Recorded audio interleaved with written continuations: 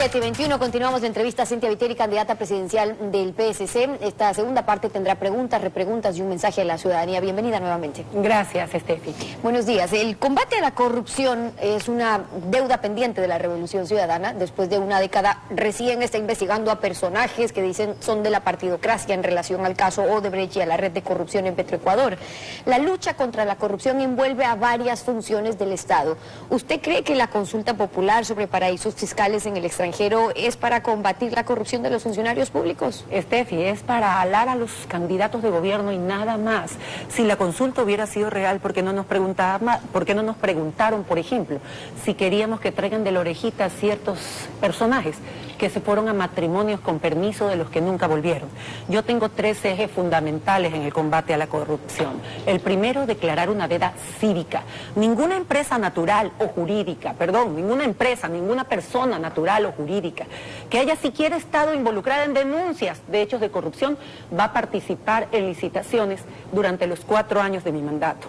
Por otro lado, yo voy a recabar los informes de las comisiones anticorrupción que fueron perseguidas por este gobierno y junto con una comisión internacional ponerlas a la orden de una justicia independiente. Y en tercer lugar, si los delitos de lesa humanidad se persiguen fuera de las fronteras, voy a buscar que se haga lo mismo con los delitos de corrupción.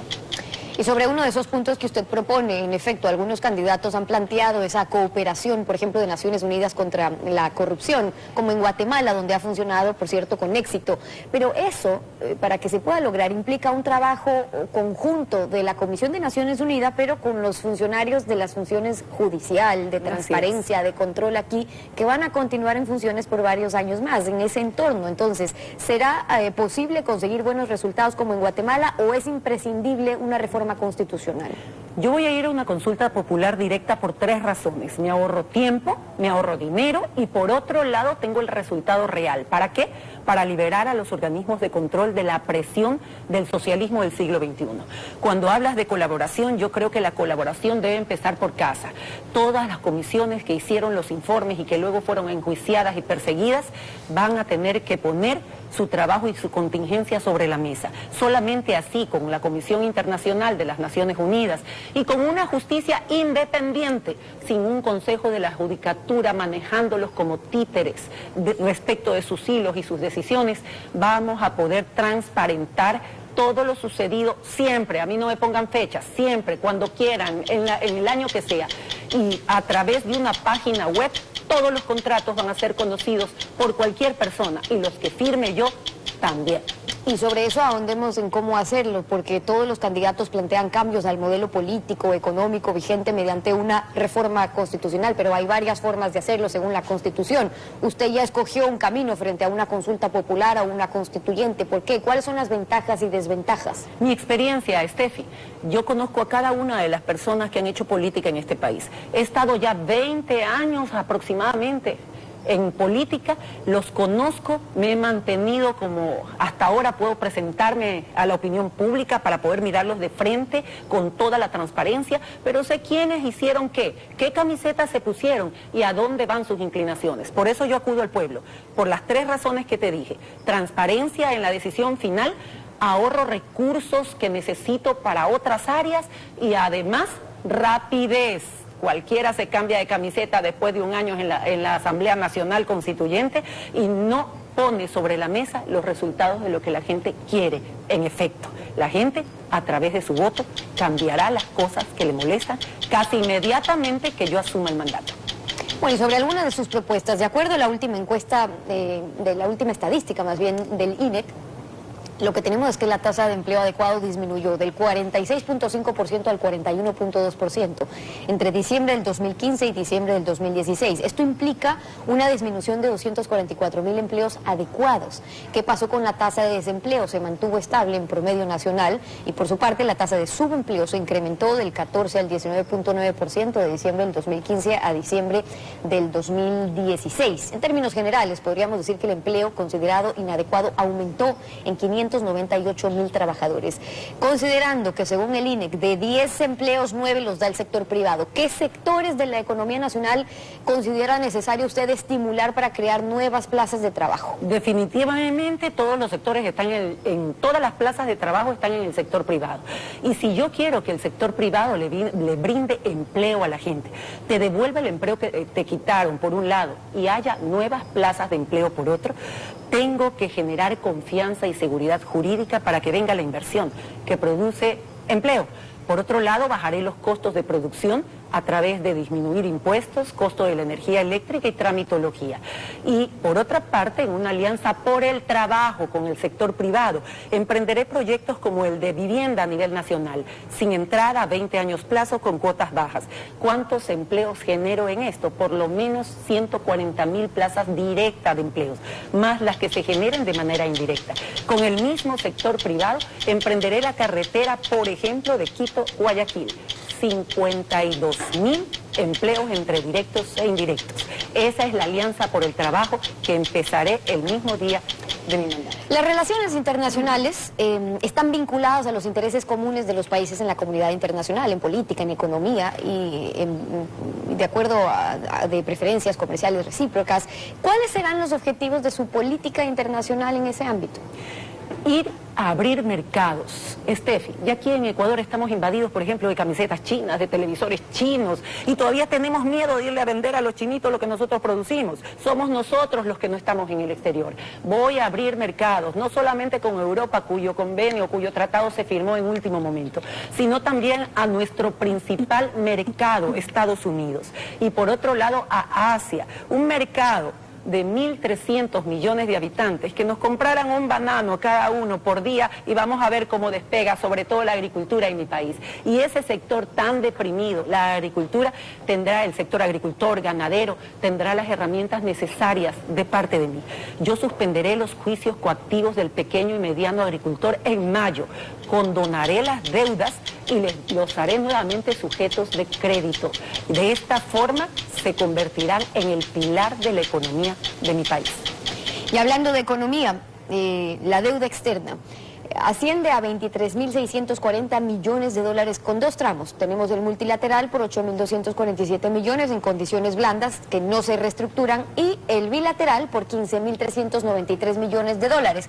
8.143 millones son con China, 7.250 millones son por emisiones de bonos. ¿Tiene un plan usted para reestructurar la deuda bilateral contraída en condiciones de mercado? Absolutamente. Este gobierno va cada mes pidiendo o colocando bonos en el mercado internacional a intereses de chulco. Voy a cambiar la deuda cara por deuda barata. ¿Y eso cómo se logra? Bajando el riesgo país, con un programa económico serio, a través del cual vamos a alargar plazos, a reducir intereses y me pondré en la mesa a revisar los convenios con China, sobre todo las preventas petroleras que son un misterio. Voy a revisar qué garantías se dieron, en qué condiciones, son ventajosas o no para Ecuador y sin hacer anuncios escandalosos de no pago, sí voy a sentarme en la mesa con nuestros acreedores, les garantizaré su pago, pero a mí me extienden los plazos, me bajan los intereses y me dan meses o años, perdón, de gracia para poder dedicarme a las cosas que debo invertir: salud, educación, seguridad y justicia. Y otro tema que preocupa a los ecuatorianos es lo que respecta a lo ambiental, que es privilegiado por la agenda internacional. Y la Constitución ecuatoriana ha sido la primera en el mundo en dar derechos a la naturaleza, que han quedado, por cierto, en letra muerta cuando hay un afán del gobierno nacional o de los GATS de disponer de más dinero. La gran minería en fuentes de agua no solo que desplaza a pueblos ancestrales en la selva, sino que contamina a seres humanos y a los cultivos. ¿Cuál será su política de Estado frente a la minería de cielo abierto? No solamente frente a la minería de cielo abierto, Estefi, en general también a la explotación petrolera. Nuestros indígenas y nuestros pueblos ancestrales son los defensores de nuestra selva y por lo tanto de nuestra vida. Yo voy a revisar la explotación que se firmó por parte del Yasuní, por ejemplo. Por eso tengo a Roque Sevilla a mi lado. Por un lado, votamos en contra de esa explotación y también dimos dinero para la iniciativa Yasuní. En lo que respecta a minería, en este momento se están tragando a Zaruma por invadir la zona de exclusión. Y en Cuenca están contaminando el agua más pura que puede haber en el Ecuador. Voy a revisar cada convenio. Si estos convenios, por más que representen dinero para el país, atentan contra lo fundamental, que es la vida, yo suspendo los convenios y libero al país de este maltrato internacional. Colombia, Perú y Ecuador forman parte de este triángulo de la cocaína, los dos mayores productores mundiales y el Ecuador como país de tránsito hacia los mercados internacionales. Y una estrategia de los cárteles del narcotráfico internacional es impulsar el consumo interno para distraer a la policía. Y esto se desarrolla también aquí a través del microtráfico bajo la despenalización del consumo, que por cierto no es nueva. ¿Cuál es su plan para combatir el microtráfico que afecta tanto a nuestra juventud?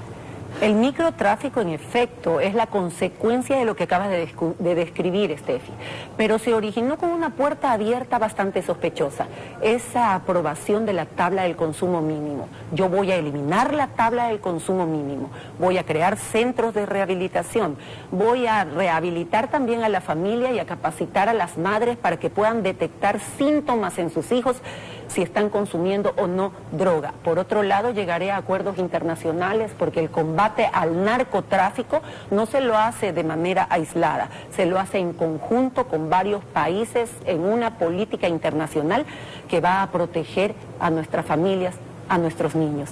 Van a pasar las mujeres, las madres de mi familia que ahora hacen ronda 24 horas con palos y piedras para proteger a sus hijos, a ser auxiliadas tanto por los centros de rehabilitación como por ambulancias y personal adecuado. Y esas son las propuestas de Cynthia Viteri. Candidata, tiene usted un minuto para un mensaje al electorado. Es simple, Steffi. Yo les pido una sola cosa a todos los que me están escuchando en este momento. Como presidenta de esta nación, necesito solo que permanezcan a mi lado durante los 4 años de mi gobierno, de nuestro gobierno. Hemos luchado contra dos poderes, el poder político y el poder económico.